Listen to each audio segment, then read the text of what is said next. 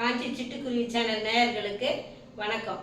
இப்போ நான் என்ன செய்ய போகிறேன்னாக்கா, கோதுமை ரவையை வச்சு தோசை சுட போகிறேன். அதுக்கு என்னென்ன பொருள் வேணுன்றதை நான் சொல்கிறேன். இப்போது சம்பா கோதுமை ரவை 1/2 கிலோ தோசைக்கு.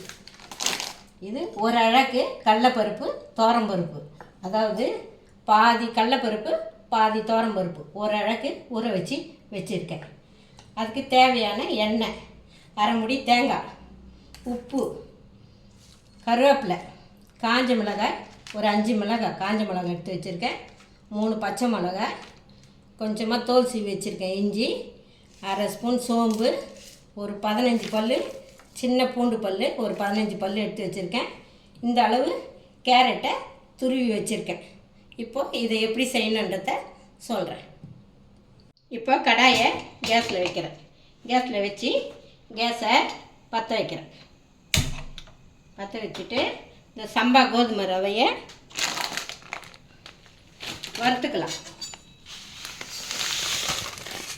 1/2 கிலோ சம்பா கோதுமை ரவை.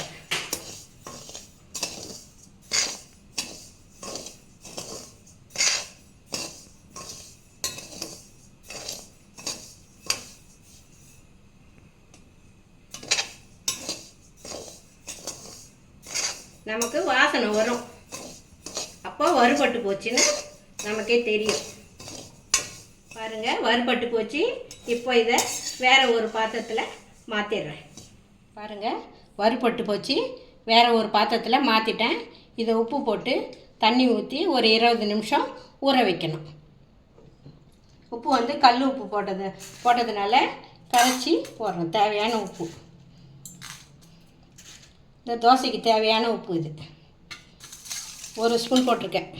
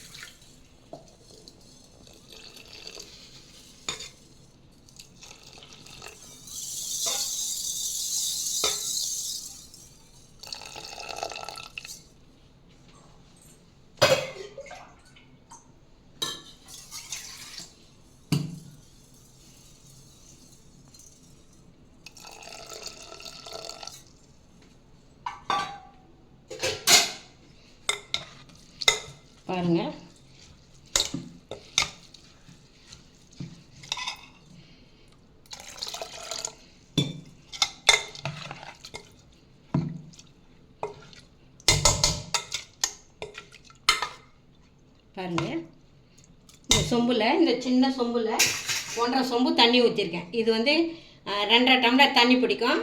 இதில் 1.5 சொம்பு தண்ணி ஊற்றிருக்கேன். இதில் இது அப்படியே ஒரு 20 நிமிஷம் ஊறட்டும். அதுக்குள்ளே பருப்புலாம் அரைச்சிக்கலாம். இப்போ ஜாரில் இந்த 15 பல் பூண்டு, இதை பாருங்கள், 15 பல் பூண்டு இதை போட்டு இதெல்லாம் அரைக்கிறது என்னென்ன அரைக்கிறதுன்னு சொல்கிறேன். இந்த காஞ்ச மிளகாய், பச்சை மிளகாய் 3, இஞ்சி பாருங்கள், ஒரு பீஸ் இஞ்சி, கருவேப்பிலை ஒரு கைப்பிடி அளவு கருவேப்பிலை, உடம்புக்கு நல்லது, அதனால தான் கருவேப்பிலை அரைச்சிடுறேன். இந்த 1/2 ஸ்பூனு சோம்பு,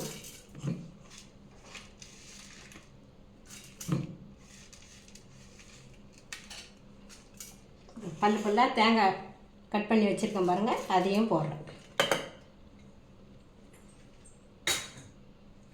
போட்டு கொஞ்சமாக பருப்பு, ஏன்னா 2 வாட்டி அரைக்கணும். அது கொஞ்சமாக பருப்பு போட்டு கொஞ்சம் தண்ணி ஊற்றி, ஏன்னா அதில் வேறு உப்பு போட்டிருக்கேன், இதுக்கு கொஞ்சம் பருப்புக்கு கொஞ்சம் உப்பு போடணும். பாருங்கள், ஒரு 1/2 ஸ்பூன் உப்பு, கல் உப்பு.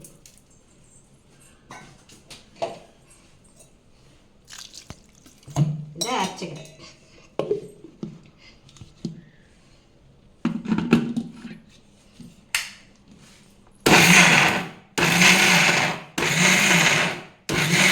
கருவேப்பிலை பூண்டு, பருப்பு, இஞ்சி, தேங்காய் எல்லாம் அரைச்சாச்சு.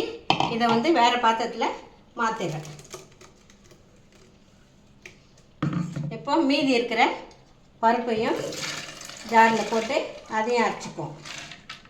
கொஞ்சம் கொரகொரப்பாக தான் அரைக்கணும். பருப்பு கொஞ்சம் கொரகொரப்பாக இருக்கணும். பாருங்கள், மாவு இந்த பதத்துக்கு இருக்கணும். இப்போ பருப்பையும் அதே மாதிரி கொரகொரப்பாக அரைச்சிக்கணும்.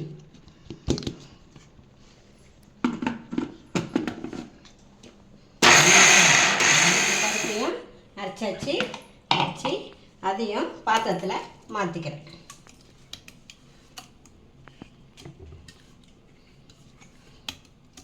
மாற்றிட்டு இப்போ 20 நிமிஷம் பாருங்கள், 20 நிமிஷம் ஆயிடுச்சு. நல்லா ஊறிடுச்சு. இதை ஜாரில் போட்டு ரெண்டு சுற்று எடுத்துக்கணும். ஊறிடுச்சு, திட்டமாக ஊறிடுச்சு. இந்த ஜாரில் போட்டு 2 சுற்று போட்டு எடுத்து அந்த பருப்பா கூடவே கலந்துடணும்.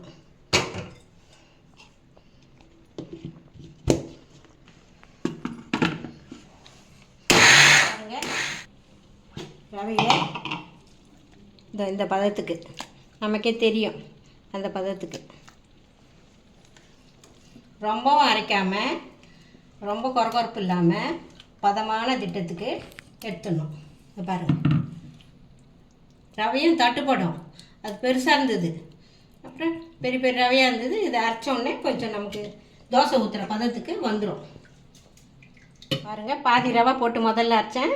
இப்போ பாதி ரவை போட்டு அரைக்கிறேன். ரவையிலே உப்பு போட்டோம். மீதி ரவையும் அரைச்சிட்டேன். அரைச்சாச்சு.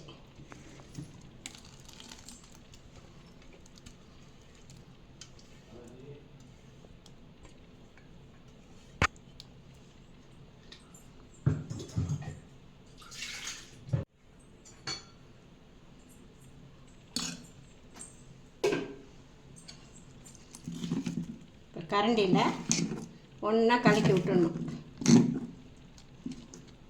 பருப்பு, ரவை, நம்ம போட்ட மசாலா எல்லாம் ஒன்றா கலந்து வந்துடணும்.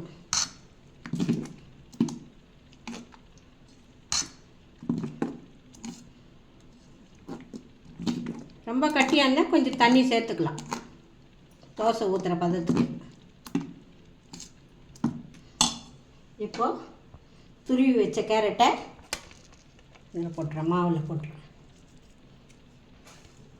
இப்போ துருவி வச்ச கேரட்டை இந்த மாவில் போட்டுட்டேன். போட்டு நல்லா கலந்துடணும்.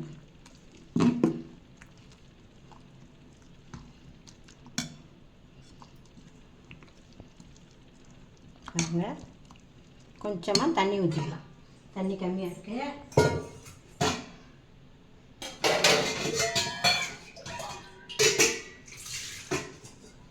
இன்னும் கொஞ்சம் தண்ணி சேர்த்துறேன்.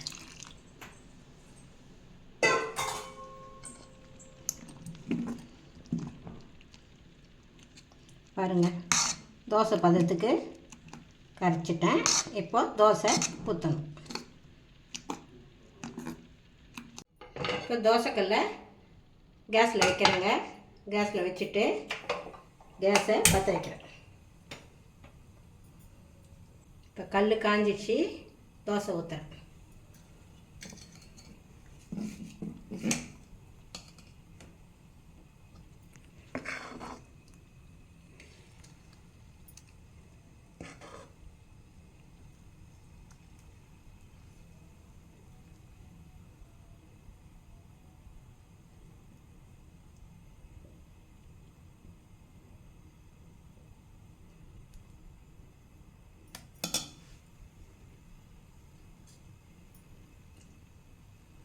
சுற்றி கொஞ்சம் எண்ணெய் ஊற்றணும்.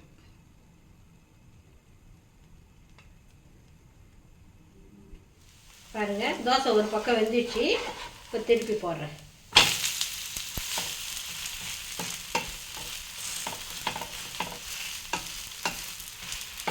திருப்பி போட்டதும் சிம்மில் வச்சிடணும். சிம்மில் வச்சு நல்லா வேகட்டன்னு எடுக்கணும். வாங்க பாருங்கள், தோசை திருப்பி போட்டு நல்லா வெந்துடுச்சு. இப்போ எடுக்க போகிறோம். தோசை எடுத்து தட்டில் போட்டுறோம், பிளேட்டில்.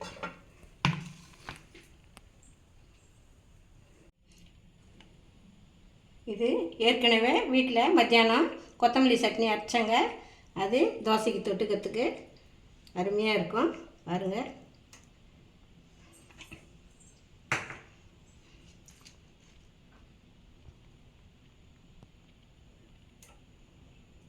பாருங்கள், சுவையான சத்தான சம்பா கோதுமை ரவை தோசை செய்திருக்கேன். இதை சாப்பிட்டுட்டு எப்படி இருக்குதுன்னு சொல்லுங்கள்.